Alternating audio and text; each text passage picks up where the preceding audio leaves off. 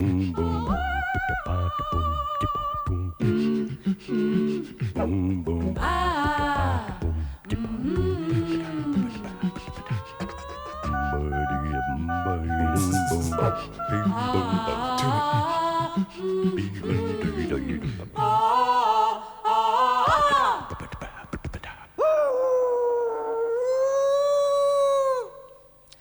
the Late Show tonight, the great Channel 3 franchise debate. We've assembled some key players. The man who paid £2,000 for a franchise reckoned to be worth $232 million a year in advertising revenue. The man who lost a franchise despite bidding $16 million. The man who's contemplating legal action against the ITC. And the man who thinks this was the better way. Good evening. The franchise auction has dominated every news programme since early morning. But if by any remote chance you missed the details, the story is, out of the 16 ITV franchises, only 4 changed hands. 2 of them because they didn't bid high enough. TVAM, the network's most lucrative franchise, lost to Sunrise Television, and Thames Television is to be replaced by Carlton Television. And 2 because they bid too high. Television South West lost to West Country Television, and TVS is to give way to Meridian. The franchise auction was held in 2 stages. First, the Independent Television Commission assessed all 40 bids for the 16 licences on the grounds of quality. Only after that process did the ITC open the envelopes containing the money. We invited both the ITC and the government to take part in the debate tonight, but they both declined. Well, before the free-for-all, I'm joined by Raymond Snoddy of the Financial Times, who's the acknowledged expert on the intricacies of the Channel 3 auction. His franchise forecast on The Late Show last week was just about spot on. First of all, is this good news for the viewers? It's a lot better news for the viewer than I thought earlier this morning. Not all the money is going to be handed over to the government. There might be some money left to make programmes with. And what are some of the best stories? What's the best story of this lottery? Well, first of all, the attitude, the words. It's fear, it's panic, it's what on earth to put into the brown envelope. My favourite story involves Gus MacDonald of Scottish. He was a very brave man indeed. The day before the deadline for the bids, £2,000 bid went down to London in the brown envelope, and he sat back and waited and relaxed. And then the call came the next morning, and before the deadline was over, another rival is arriving, and he suddenly, I suspect his life has been shortened by the experience. It was a false alarm. Gus MacDonald has held his franchise. But Scottish with a £2,000 bid, Central with a £2,000 bid, right next door to Central Yorkshire with a £37 million bid. What kind of signal does that give to viewers about the way the independent television networks run? Well, it's a signal about the rather bizarre nature of this competitive tendering system. People didn't really know what opposition they faced. They couldn't be sure, and some people simply had to bid high out of this sense of fear, the desperation that they didn't want to lose their franchise at all costs. If Mrs. Thatcher is watching The Late Show tonight, do you think she'll be smiling contentedly at the new system? I think she'd be deeply suspicious of broadcasters talking all this talk about quality. And she might notice that if there hadn't been quite so much talk about quality, an extra $100 million a year will be going to the Treasury tonight. Well, for now, Ray, thank you. But let's get some stories about this blind auction, because basically a lot of you, it was a game of poker putting an amount of money in the envelope. First of all, Harry Turner, you lost with that system. How did you decide on that figure? I mean, how did you put that money in? Well, first of all, let me say, I don't think Man King Ludwig of Bavaria could have conceived a more ludicrous system, but we knew we had competition and we were determined to win. We played exactly by the rules. We know we passed the quality hurdle with flying colours and we made the highest bid. This seemed to us quite reasonable, and we lost, so it's bizarre. How we arrived at the bid was very simple. We arrived at it initially in 1991 prices, and the figure we arrived at was 14 million. And when we agreed on 14 million, before we upgraded it to the 1993 prices, we all sat quietly in the boardroom. And my chairman, Sir Brian Bailey, said, "That figure's too round." We said, "What do you mean?" He said, "Well, it's too even, too round." So we added the date, and we arrived at a figure which when we inflated it completely scientific to 1993 prices, it came to £16,117,000. I knocked off the 2p because it didn't seem worthwhile. But I'm not actually in a terribly happy mood. This is the most fun I've had all day. We do feel cheated. We feel that we played by the rules and they've moved the goalpost at the last moment. But Leslie Hill, let's turn to the completely other end of the spectrum, 2,000 quid. Did you sit in the boardroom and say, how low can we go? Well, I mean, we decided that we would pass the quality hurdle and that the quality hurdle in our region would be very high and that unless we had a very strong bidder against us, there was no need to bid any more than we bid. I mean, clearly we couldn't be 100% certain that there wasn't going to be another bidder, but we were virtually certain because we had our intelligence network in the region. And you bought up everybody else anyway? No, we didn't do that at all. We were able to feel fairly confident that there was no other bidder against us. So we bid. I mean, I think... But you could have bid 1,000 the point quid, about you bid this 2,000. the point about this was you either had to bid very high to beat a good competitor, or you could afford to bid very low if no one else was going to pass the quality hurdle. But just on that point that was made earlier by Harry Turner, I mean, bidding high as you go. I mean, do you think there was a sense around that the ITC might crump down on people who bid too high? Well, yes, I always thought that. I mean, I find some of the levels of the bids quite extraordinary because based on the cost of running our region, we could not have bid the kinds of figures which I've seen banded about. So I don't think we were ever going to be a high bidder because we couldn't do what we do in our region with our regional programme service and also do the other things we do with a very high bid. Gus MacDonald also bidding 2,000. How are you so confident that there wasn't going to be any opposition? Well, Scotland, as you know, Kirsty, is a bit of a village, and I think it would have been very difficult after seeing how complex this process was. I mean, it cost us £4 million, and I think we had 20 sets of consultants working with us to get it right. Nobody else could have done that in Scotland without us noticing. So I was reasonably confident up until the end. The argument about the £2,000 was really that the bid had to be in multiples of 1,000. So we had a metaphysical argument with the lawyers where I said 1 times 1 is 1, bid 1,000. But they forced me to bid twice as much. Yorkshire Television, Clive Leach, the other end of the spectrum, right bang next door to Central Television, and you bid £37 million. Yes, we did, and it was a perfectly reasonable bid. We were up against, as Leslie just said, 2 very good competitors. And as Leslie, I agree with him, you either bid high to win, or you hope and throw the dice that the others won't get through the quality barrier. Now, in our case, one did, and if we had followed the route of a couple of other winners with a lower bid, we would have lost. What I do know, very simply, is that we tabulated very clearly the returns against investment for our shareholders. We were fortunate enough to have 2 of our shareholders sitting round that table with us, 40% of our shareholding. They were very happy with the bid and very happy with the return they're going to get over the next 10 years. Race Noddy? Clive Leach, I can reveal exclusively to you now that in the Lex financial comment column in tomorrow's Financial Times, they take you very much to task for your bid, and they say that those 2 shareholders that you say were happy with the bid should have stopped you getting out of hand. What do you think about that? Well, I think Lex is entitled to use his columns to say what he likes. We know the projections that we've got.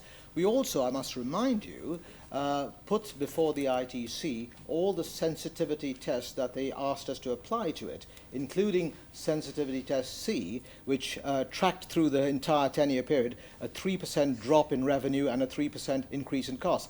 And our bid stood up to that very comfortably indeed, as the ITC themselves accepted clearly that it would sustain the service. Briefly, I'd like to ask Harry Turner, do you feel rather aggrieved that this man has got home and dry with a bid that actually isn't all that different from yours on a pro rata basis? No, I'm not aggrieved at all. I wish Clive good luck. I'm aggrieved that having played by the rules and having also applied a sensitivity test and having passed the quality hurdle with flying colours, we get dumped. I think that's absolutely bizarre. It's Byzantine. I can't understand why. Because our business plan was very robust and indeed was verified by 2 of the best financial advisors in the country.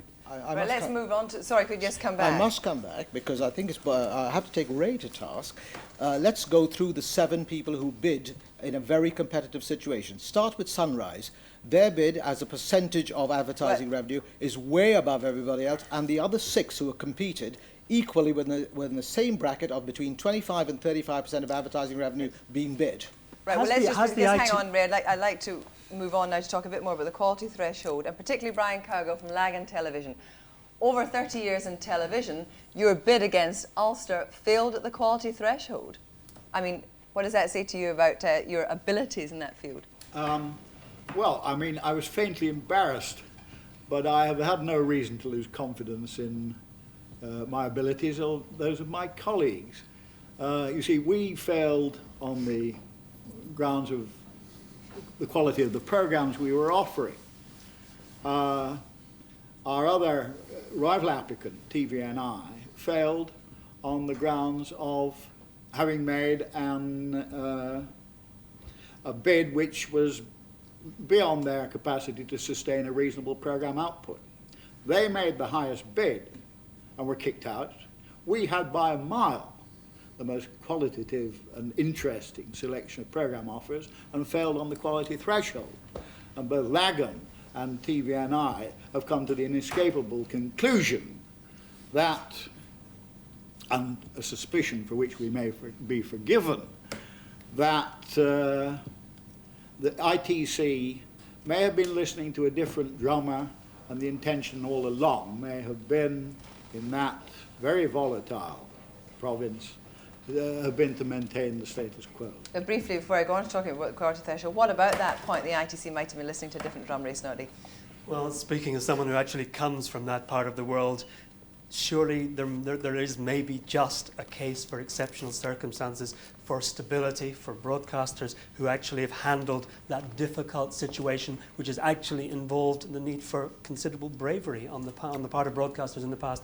Maybe I'd be probably more critical of the ITC in other areas rather than that one. Well, someone who's very critical of the ITC is Richard Branson. Now, your CTV franchise bid failed on the grounds of quality as well, but you are not going to let it rest there. I mean, what are you going to do? Well, I think that it's worth pointing out that I think only 3 non-incumbents passed the quality threshold. Everybody else was disqualified.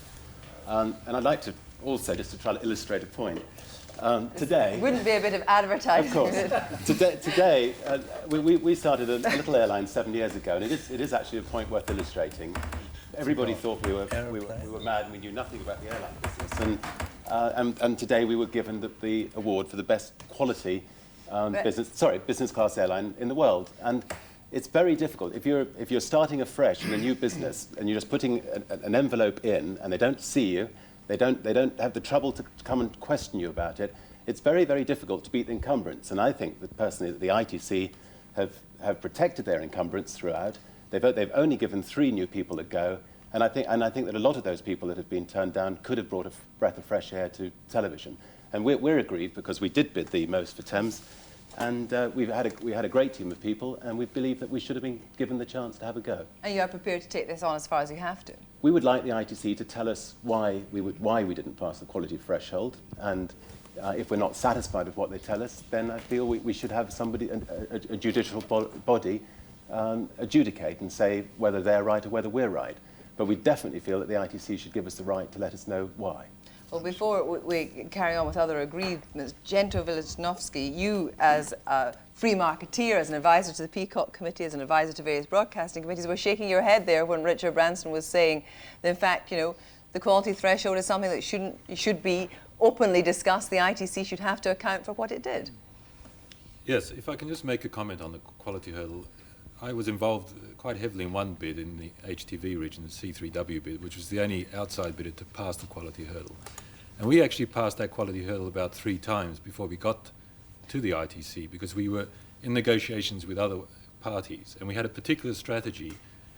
The strategy was that we felt that the ITC required credibility in terms of the people that were in the team. So we went out and hired a lot of people who would actually run the operation, and we had that backing our programming. So the quality hurdle, I think, was fair, but people interpreted it in different ways. And so I think it allowed outsiders to come in. But turning now to the actual franchising process itself, I think the franchising process was the best in the circumstances. Now, I know a lot of people are going to disagree, but it led to greater efficiency within the ITV system. I think it was more open competition for the franchises. The reasons are fairly apparent why one or other people lost, because they failed to pass the program quality hurdle, or they bid too much. And it was always clear to people who bothered to talk to the ITC that if you bid too much, your business plan was going to be scrutinised.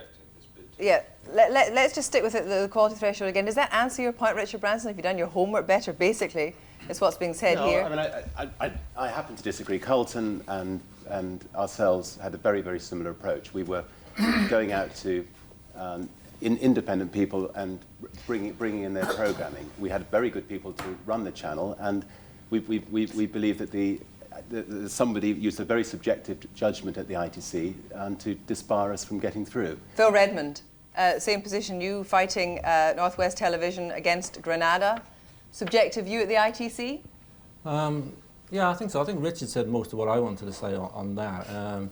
Just on Chento's point about the quality threshold, I think one of our problems we're finding a bit mystifying at the moment is that if, for example, not to embarrass Clive, but if Yorkshire's interpretation of the quality threshold in Yorkshire seems to pass and Tyne T's interpretation of the quality threshold in Tyne T seems to pass, why is it that Yorkshire, Tyne T's and ourselves' interpretation of the same clause, section 16.2, actually didn't pass?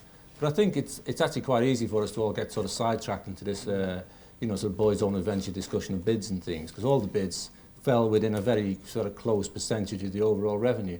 My real disappointment in all this process is that the two fundamental points of the broadcasting legislation and what the invitation to apply was supposed to do was to allow new entrants to bring new ideas and new innovation into the system. And with greatest respect to some of my colleagues in Carlton and Meridian, if you actually look right across what the system we've ended up with, we haven't ended up with anything that's... But is it not just a bit of bad grace here, Phil Redmond? No, just let me come in here on this point, please. No, just wait a minute. They take money out of the ITV system, and they haven't actually done that. It's not bad grace. They stand there with relish and say that they're going to take £200 million away from the Treasury.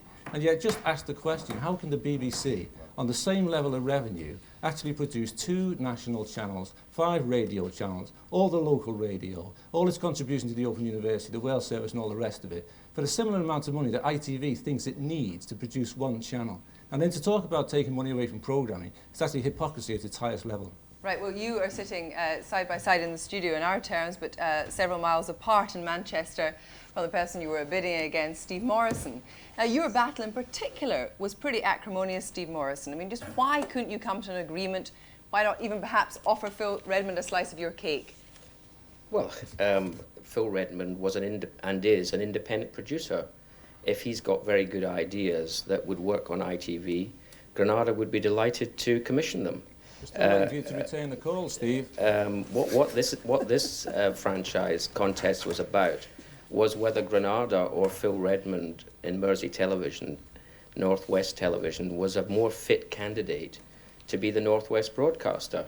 And I don't accept in the slightest Phil's point that if Tyne T's passed the threshold in Tyne T's, that's fine. If Yorkshire passed it in Yorkshire, that's fine. Why didn't Tyne T's Yorkshire and Merseyside and Mersey pass it in the Northwest? The fact is that Phil's bid was totally different from Yorkshire and Tyne T's bid. His programmes throughout the day, the evening and the night were completely different from either of his two partners' bids, which when I read his bid, I was so surprised by this that I wondered why Yorkshire and Tyne T's was backing his bid, because not one of his programme ideas was in their bid. Rhys Noddy. Yeah, first of all, could I ask Mr. Morrison? Yes, Sir Alan Peacock, do come in. You've been I'm the man sorry, that's been but called if this the man programme who's is seeded meant the to seal of the interest century. viewers, if I were a viewer of this programme, I think I would have switched off by now. And the amount of Well, naval viewers with us. contemplation, it's all about television people talking about television. It's not about what is the interest of viewers in this question. And, of course, the whole purpose of this franchise arrangement, at least as I saw it and my colleagues saw it, because we suggested an arrangement, something of this sort, was it was to the benefit of viewers.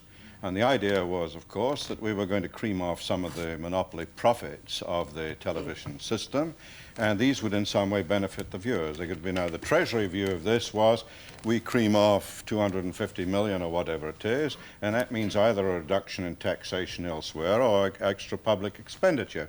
Our view on the committee was rather different, which was this might be a pot of gold which you could use to finance quality broadcasting, and it would be in the interest of the viewers. All I've heard tonight is about the whole problem of the redistribution of profits between television companies, nothing about the viewers' interest. Well, right, you when you actually set up the committee originally, it was of course to look at the BBC, and it was turned around to look at independent broadcasting. You had the viewers in mind. You tell me if you think the system that has been devised now was a system that you would have been happy with. Well, I think it's a bit better than anything could have been better than the system before, and I think there could have been better arrangements. I mean, among other things, I mean, it's absurd that you didn't have any kind of reserve price. So the possibility, I mean, the idea that Central Television and STV, I wish them well. I live in Scotland, and it may be that they've got away with murder on this. The idea there wasn't a reserve price, and to anybody to suggest that this is compensated by the fact that they're going to have to pay percentage of the revenue, that is complete nonsense. Let Leslie Hill of Central break in, he wants to respond. I don't think that Sir Alan Peacock understands what the system is. I certainly do understand the system. Price. I think I understand it, but I've mentioned the auction assisting better than you do. There is a reserve price because we There have is to pay no 11% of our revenue to the Treasury, which is over £20 million a year. That is the reserve price. That's nothing of the kind. If you bid, if you had a reserve price, and then you knew what it was in advance, that would affect the nature of your bid. You would have bid less, because that would be the nature of the financial calculation which you've made. They're independent. You cannot argue the two things are separate. It so happens that 11% of our revenue is not that different from the levy that we currently pay to the Treasury, so it's a very significant sum of money. Right, well, I wonder, yes, you never were placed in the position where you had to make this exact calculations of the kind which, for example, had to be made by TSW. I'm sorry, we absolutely were, and I have to say this, that as I said before when I made my first remarks, we would never have made a very high bid because we could not have provided the service to the viewer that we do supply in our region and made a very high bid. Professor Peacock, I'm really rather interested to know that despite all your caveats, you did start this hare running 5 years ago of competitive tendering. On the whole, are you happy with what you've done, or is there something on your conscience? No, there's nothing on my conscience about this. I mean, this is a perfectly respectable way of allocating scarce resources. It's been done in cable in the United States and other places. The problem is in cable, you charge a price. And therefore you give the cable franchise, subject to quality constraints and so on, to those who offer the lowest price to the viewer. You can't do that, of course, in a regime where you don't have subscription television. But you know as well as I do, Raymond, that the whole system of the franchise was based on the fact that our various recommendations were accepted in the round. And I think that is the problem. The government cherry-picked their way, and they said, this is an interesting one. We've got to deal with the franchise system, and we'll pick this one out. Kirsty, do you think we could get away from this rather ingrained and let's entirely obscure subject? Well, I've tried very hard, haven't I? Thank you very much indeed, Sir Alan. But representing 1,000 independent producers here, out of the Producers Alliance for Cinema and Television, surely the point here is, has this system just got to a position where it will provide a better ITV service, yet still provide profits to those companies which are going to operate it? Surely that's what we should be talking about. You tell me as far as I'm concerned, speaking as an independent producer, certainly the introduction of 40% of the advertising revenue represented by two major companies, with companies who don't intend to make programmes yet intend to publish programmes, is a significant stone into a rather stagnant pool, and we've been looking at that rather stagnant pool in great detail this evening. Will White from BBC, from your point of view, the idea of publisher, broadcaster, the model that Meridian and Carlton are going to follow, a good one perhaps? Well, I think Charles makes a very good point in that it's all very well people saying, the system is much the same as it was. I don't think it will be with both Meridian and Carlton coming in. That will change the nature of the ITV schedule considerably. It will certainly give a big boost to independent producers in this country. Yes. And who suggested that the independent producer should be given a cut? It was, of course, my committee who suggested that in the first place, and the government accepted that and accepted 25%. We suggested 40%, you may remember, over a period of 10 years. Within the next 2 or 3 years. Indeed you did, Professor. But Charles Denton, just remind us, in your view, how inefficient was ITV? Was this a system that had to be shaken up, and that the government may have done it in a crude way, but they've done it ultimately for the benefit of the viewer? It's not my role to suggest how inefficient ITV might have been in the past. What one should be looking at now is what is the way to get the best programme service on the network in the future.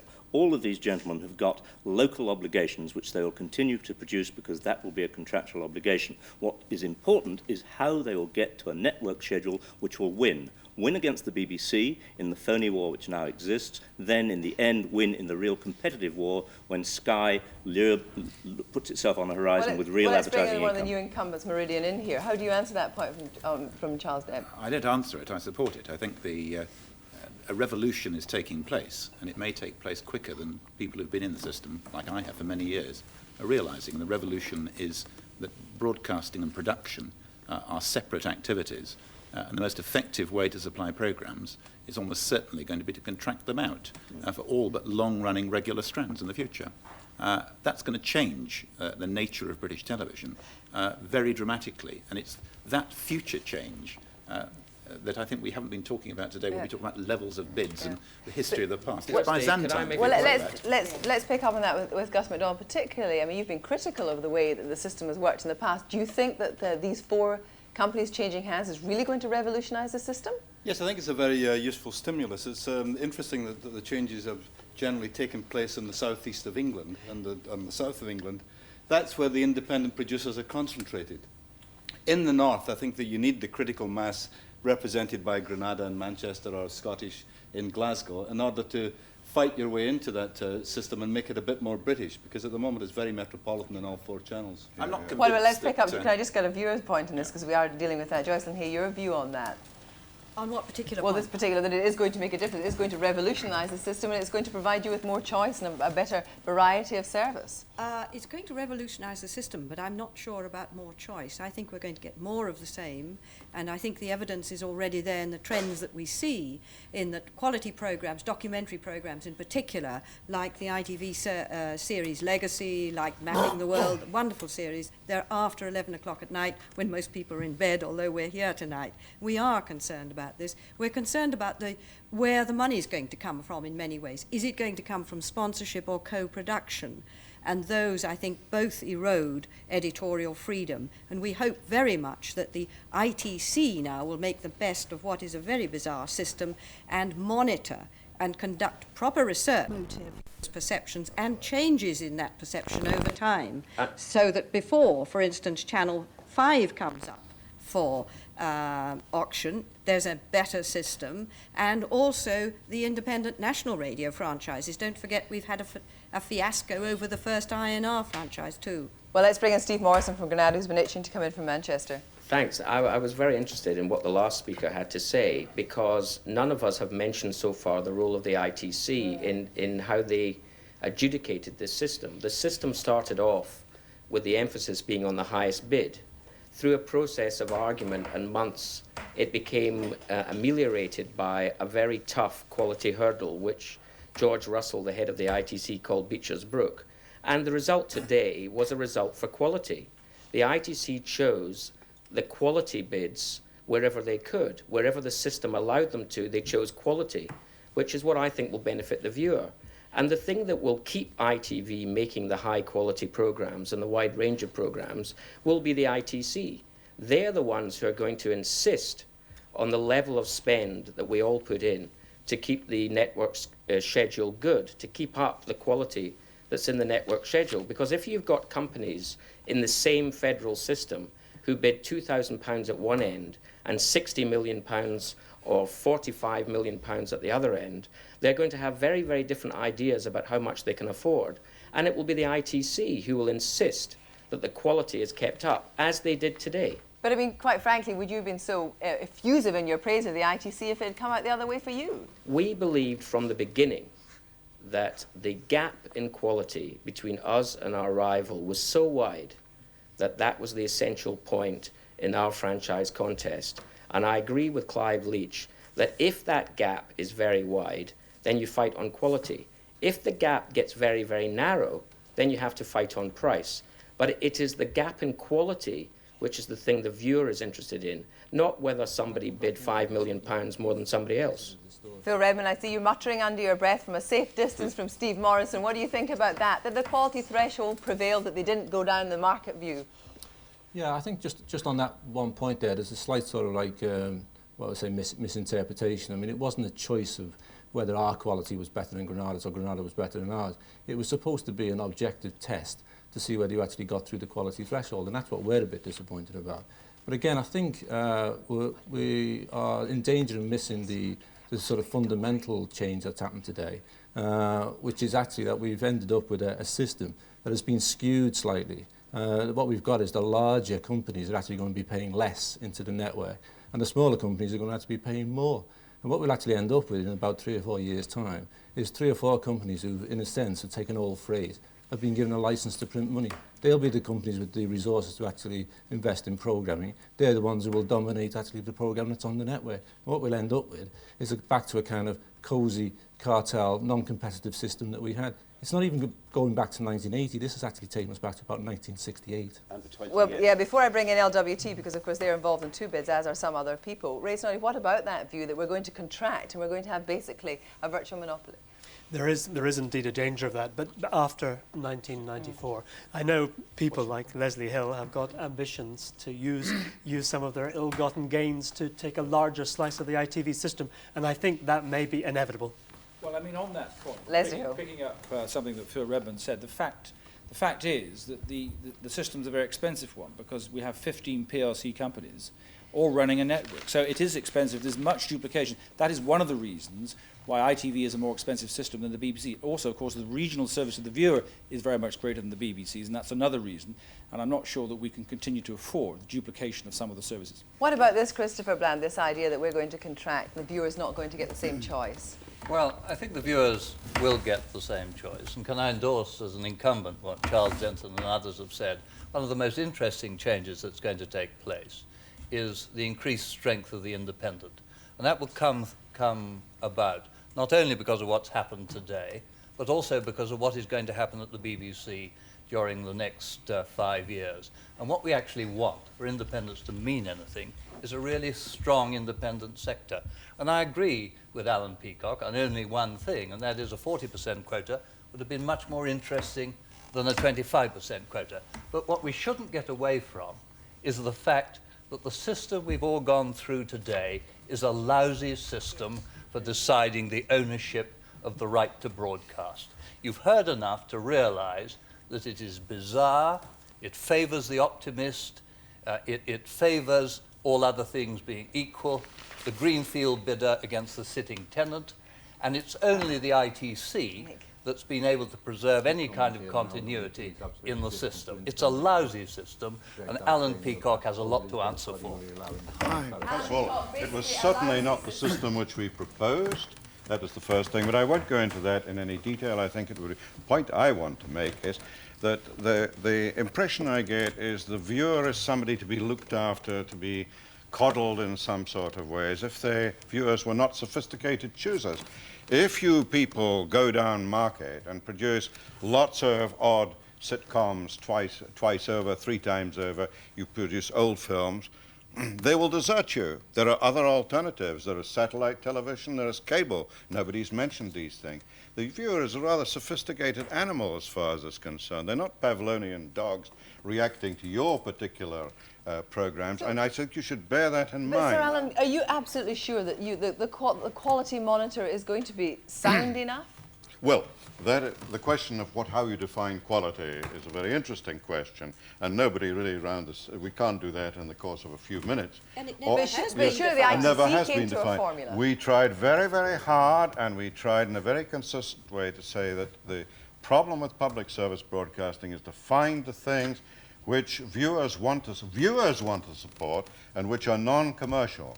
And that was why we suggested that the proceeds of the franchise might be used, and perhaps later on the license fee, as a way of financing public service broadcasting. So those who made bids would get a return in order to support programs of this sort. And there are all kinds of ways in which this be done. That was completely neglected in the whole discussion, and I know the reasons why the independent companies don't really want to look at that kind of thing, and why ITC doesn't want to look at it, because they're regulators, and they like to think regulation is a nice thing to be able to do. Alan Peacock has no idea how ITV companies work. We spend all our time thinking about the viewers. I'm we live sure by you ratings, do, yes. by audience appreciation, Nielsen indexes, Yes. by the way our series, our program, Yes. Every our current businessman affairs says the work. same thing.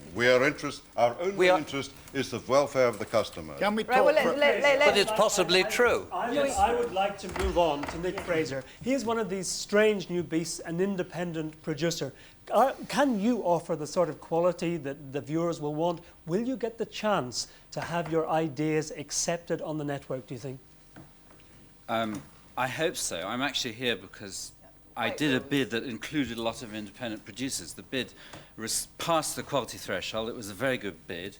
I mean, we bid, You bid for Yorkshire. 20 million less than Sir Clive over there, so I think he made an astonishing But as an overbid. independent, what is It your seems view to me, of the it seems to me future? it's barely even worth answering that question. There are loads of terrific independent productions made each year. The independents have proved again and again and again they can make good programs.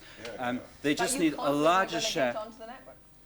I think it depends largely how this central scheduler is going to work. We stood up for independent access to the network. We stood up for open competition, and that is very important. Well, in fact, we have a possible central scheduler here, Charles Denton from PACT.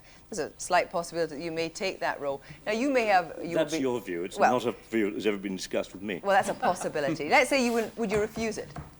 I didn't know you were empowered to offer it. Well, just say you were offered it and you didn't refuse it. Would you be, would you be in favour of taking straight from independence? That would be very much the role of the central scheduler. Getting away from the jokes about who might not be that person. It's absolutely vital that there's free, competitive programme access, both from the companies and their programme-making arms and from every single independent producer in this country.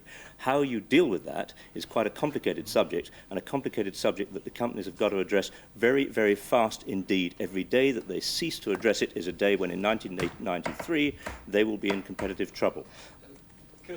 Affect Will Wyatt of a central scheduler coming up with this kernel eventually after all this turmoil. How is it going to affect the BBC? Well, we don't know how it's going to work yet. I expect a more commercial Channel 3 schedule.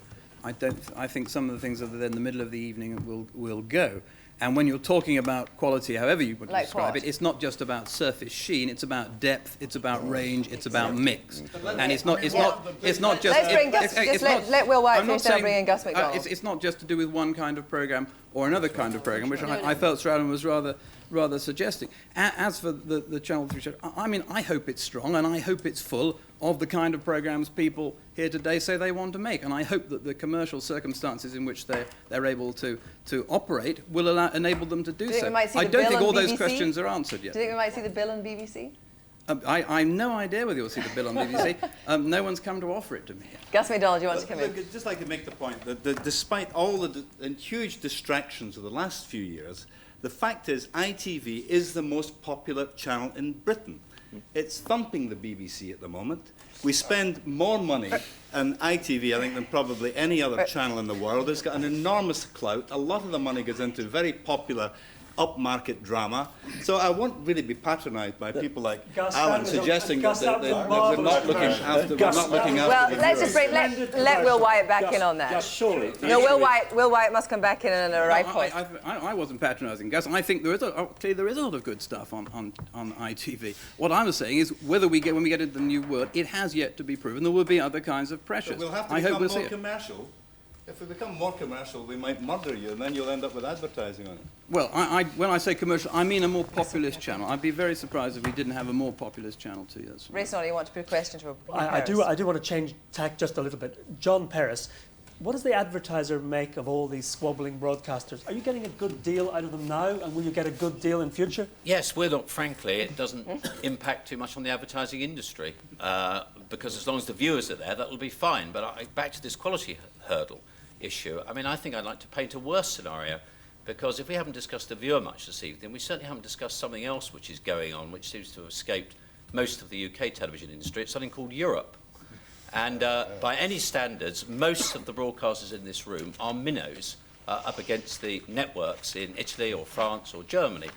And I'd like to paint a scenario that says that, frankly, because of what the ITC has done and because of this system, that I think in '94, when the moratorium ends, most of the companies here are going to be gobbled up by continental European media conglomerates.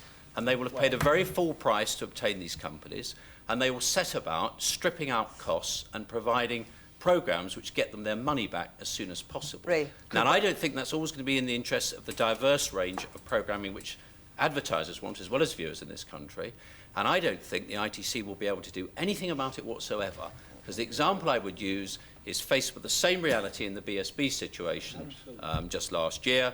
The ITC had no choice, and I think they made a very sensible choice, because if they continued to insist that BSB stuck to remit which they put in, there wouldn't be BSB and there wouldn't be Sky, and the viewer would have even less choice than they've got now. What do you think could actually be done to stop what you clearly believe would be a rather devastating effect on our broadcasting I think it's probably system? too late unless the ITC and the Home Office is prepared to countenance some friendly mergers amongst folk here. Steve Morrison from Granada, come in now. Well, there are things to be done about what John Peris is saying. Almost every week we are in conversations with a European or an American broadcaster. They also have economic pressures in their own system. As more and more channels multiply, their income splinters. Therefore, no channel will be able to afford the full cost of a very high quality, expensive program. Therefore, we will need to find partnerships between strong producers. And that is what I think the ITC, in a way, has also been trying to do. They've tried to pick the companies that they believe will be able to sustain a strong service, and therefore they'll be able to enter into these partnerships. If we don't do that, we'll all crumble into 1,000 tiny fishes, none of which can swim in the sea. Well, let's talk about that with Roger Lawton. I mean, do you think you've been chosen for that very reason? No. Steve's partly right. He's talking about production relationships, but the structure is something which we should be concerned about. The companies are going to be too small, and on the European stage, with companies in France and Italy and Germany playing to different rules, there's a danger that British independent television companies will simply be outgunned because of the regulations here. It was interesting at the recent Royal Television Society conference in Cambridge that there was no talk whatsoever about British television in a European context. And that's something we'll have to start doing very soon. We haven't heard from Hugh Pyle yet, who was successful with Sunrise against TVAM. This is slightly away from you, but not necessarily. What do you think about that, that there's going to be this kind of European onslaught? I think it depends not only on the intentions of the Europeans, but the robustness of the finances of the domestic companies. And if those companies are going to be robust, as in our case we will be, then the chances are less. Well, Richard Branson, just say you're not successful with your court action and 1994 comes along, and you say you've built up this expertise. I mean, should these people around here be worried? Are you going to go after a television station? I think they're pretty safe from us, because we like building companies from scratch and not buying companies that are already up and going. But dirty linen, dirty good. Yeah, I mean, it's so, and it's sad, I think, that we're going to have to wait 20 years before we can have another another go. And I think it's sad that tonight that as I said earlier, that the ITC have left all their incumbents in throughout. I think that Granada, they were so determined to keep Granada that I think they cut out a lot of other people because of that, and I think that would be an interesting book one day. Well, Chenta Velofsky, from the point of view of someone who believes in this system, do you agree briefly that it's sad that there's going to be another 20 years before anything can actually be done, bar, of course, takeovers after 94? There are quite two separate issues here. One is, if we decide we're going to have an ITV system, how do we allocate the franchises? And most of the characters in this room fought for the preservation of the ITV system, with a few exceptions who wanted mergers between areas because the areas are uneconomic. And they wanted all sorts of tinkering around, and they got the system that they got. And I think it's much better and more workable than the old system. If we're talking about the strength of British broadcasting versus the Europeans, then we wouldn't pick this system at all. We would have a much more competitive system. We would have allowed more channels in the country. The ITC backed, or the IBA backed BSB, which was a fiasco from beginning to end. And Murdoch moved in with his Sky channels and took them out. The point is that we should have a more competitive system if we want to be commercially robust, but we're not. And we've got this system for the allocation of franchises for the preservation of regional broadcasting as it exists in this country. But that's a perfectly reasonable thing to want to preserve. One of the strengths of the ITV system is its regional broadcasting ability. And actually, many of us think it's a price worth paying in terms of some underutilisation of resources. In Scotland, in the north of England, I think regional broadcasting makes sense. Actually, the most efficient system would be a single ITV company. I don't think that's in the interests of the United Kingdom or of broadcasting. John Sanderson, your background is in the city. You understand the language of takeovers and mergers.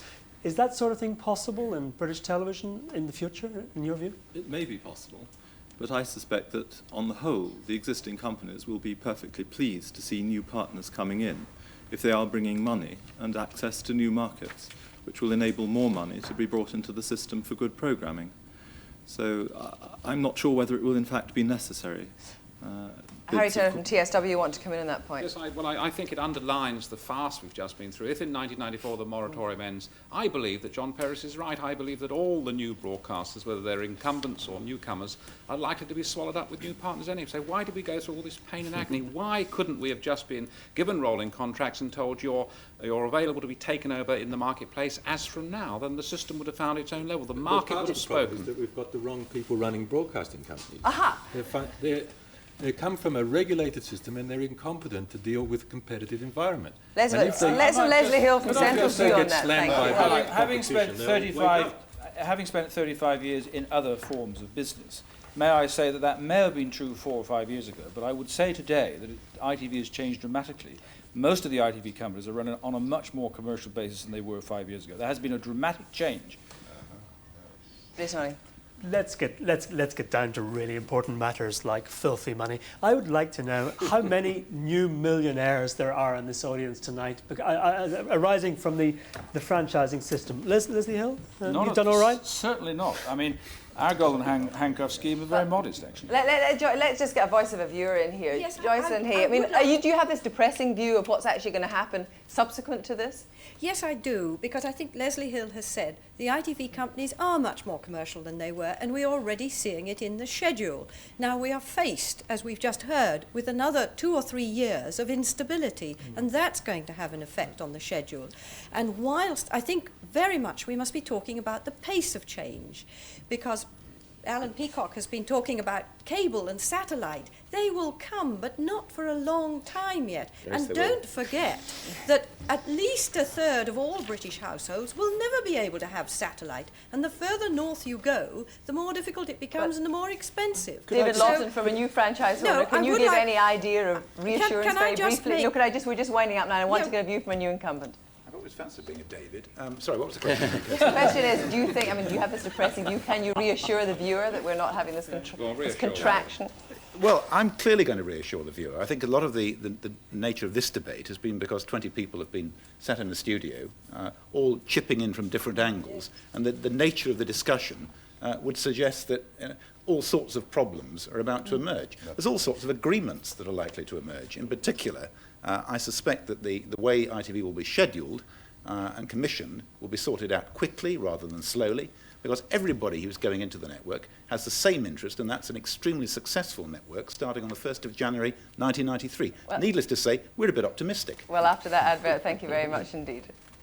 Well, after all the suits on the Late Show tonight, tomorrow night the studio will be full of women as invited audience cross-examines Germaine Greer on her controversial new book, The Change. But for now, good night.